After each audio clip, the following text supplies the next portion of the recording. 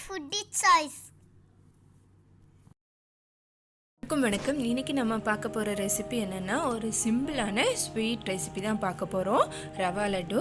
அது எப்படி பண்ணலான்னு பார்க்கலாம். அதுக்கு தேவையான பொருள் பார்த்திங்கன்னா 1 கப் ரவை, 1 கப் ரவைக்கு 3/4 கப் சீனி, அப்புறமா 1/4 கப் முந்திரி கிஸ்மிஸ், 1/2 கப் நெய், ஏலக்காய் தூள், 2 டேபிள் ஸ்பூன் பால், இவ்வளோ தான் தேவை. அப்புறமா ஒரு ஒயிட் சாஸ் பேனில் நான் இன்றைக்கி 1 ஸ்பூன் அளவு நெய் விட்டு ரவையை நல்லா ஃபஸ்ட்டு வறுத்து எடுத்து வச்சுக்கோங்க. ரொம்ப கரிஞ்சிட வேண்டாம். ஒரு 3லேருந்து 4 நிமிஷம் வறுத்தா போதும். அதோட கலர் சேஞ்ச் ஆகி ஒரு ஸ்மெல் வரும், அந்த ரவையோட ஸ்மெல். அந்த அளவுக்கு நம்ம வறுத்தா போதும்.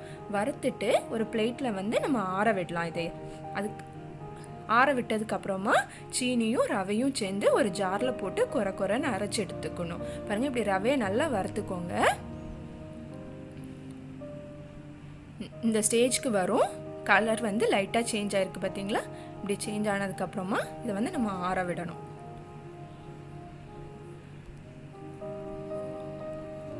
ஒரு 10 நிமிஷம் ஆறுனா போதும். ஒரு பிளேட்டில் மாற்றிக்கோங்க.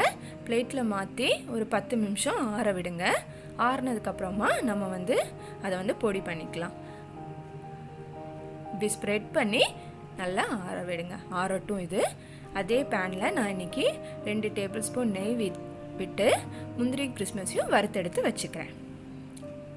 2 ஸ்பூன் நெய், அப்புறமா முந்திரி கிறிஸ்மஸும் நம்ம வறுத்தெடுத்து வச்சுக்கலாம்.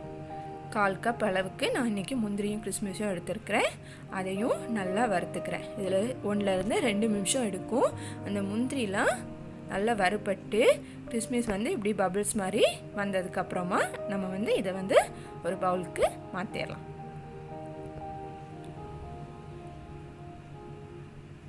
பாருங்கள், நான் இப்போது அதை ஒரு பவுலுக்கு மாற்றிக்கிறேன். இப்படி தான் இருக்குது. அப்புறமா ஒரு ஜாரில் நான் இன்றைக்கி வறுத்த ரவையும் 3/4 கப் சீனியும் போட்டு இப்படி குறைன்னு அரைச்சி எடுத்துருக்கிறேன். அரைச்சதுக்கப்புறமா ரெண்டையும் நான் ஒரு பவுலில் மாற்றிட்டு நான் வறுத்து வச்சுருக்கிற முந்திரி கிறிஸ்மஸையும் ஆட் பண்ணி இப்படி நல்லா கிளறி விடுங்க. எல்லா இடமும் அந்த நட்ஸ் படட்டும். இப்படி பண்ணதுக்கப்புறமா நான் இன்றைக்கி 1/2 டேபிள் ஸ்பூன் ஏலக்காய் தூளும் அதில் ஆட் பண்ணுறேன் வாசனைக்காக. அப்புறமா உருக்கி வச்சுருக்கிற நெய் 1/2 கப், அதையும் இது கூட ஊற்றிக்கோங்க. கொஞ்சமாக ஊற்றுங்க. மொத்தமாக ஊற்றினோன்னா நமக்கு கலரினதுக்கப்புறமா எப்படி இருக்குன்னு தெரியாது. கொஞ்சமாக ஊற்றி இப்படி விரவி வச்சுக்கோங்க. அதில் நான் இன்றைக்கி 2 டேபிள் ஸ்பூன் பால் யூஸ் பண்ணியிருக்கிறேன். நீங்கள் பால் யூஸ் பண்ணாமல் நெய்யிலே பிடிக்கிறதா இருந்தாலும் ஓகே தான். பால் ஊற்றுனா ஒரு சாஃப்ட்னஸ் கிடைக்கும். நம்ம உருண்டை பிடிக்கும் போது ஈஸியாக வந்துடும். ஆனால் பால் ஊற்றுனா நம்ம ஒரு 3-4 டேஸ் தான் வச்சுருக்க முடியும்.